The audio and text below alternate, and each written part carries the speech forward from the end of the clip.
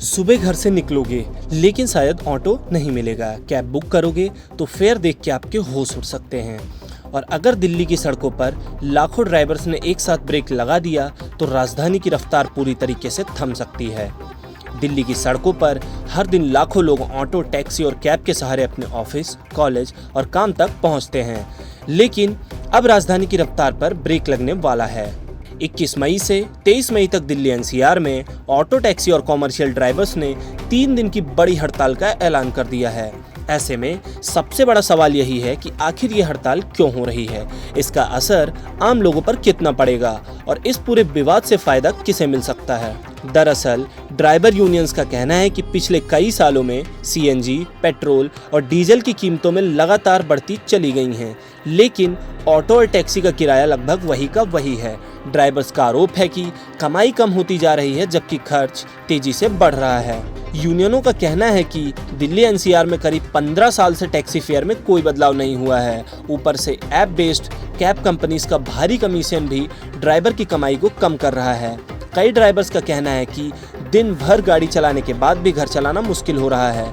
अब ड्राइवर्स की मांग क्या है, इसे भी समझते हैं। ड्राइवर्स की मुख्य मांगे: ऑटो टैक्सी किराए में तुरंत बढ़ोतरी की जाए, ऐप कंपनीज के कमीशन पर नियंत्रण किया जाए, कॉमर्शियल ड्राइवर्स के लिए नई पॉलिसीज बनाई जाएं, फ्यूल प्राइसेस बढ़ने के हिसाब से ही फेयर प्राइसेस को भी बढ़ाया जाए। ड्राइवर यूनियन ने साफ कहा है कि अगर सरकार जल्द नोटिफिकेशन जारी नहीं करती है तो आंदोलन और बड़ा हो सकता है। 23 मई को दिल्ली सचिवालय के बाहर भी बड़े प्रदर्शन की तैयारी चल रही है।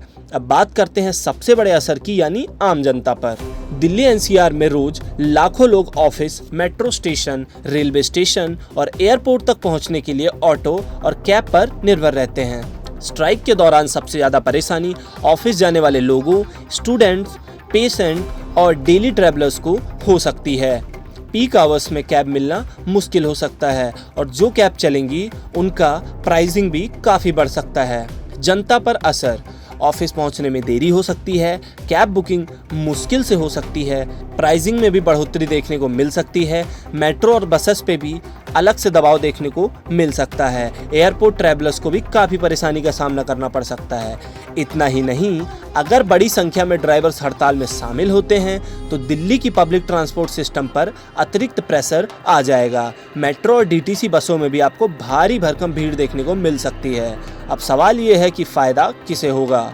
एक्सपर्ट्स मानते हैं कि अगर किराया बढ़ता है तो सबसे बड़ा फ़ायदा ड्राइवर्स को मिलेगा क्योंकि उनकी कमाई कुछ हद तक सुधर सकती है।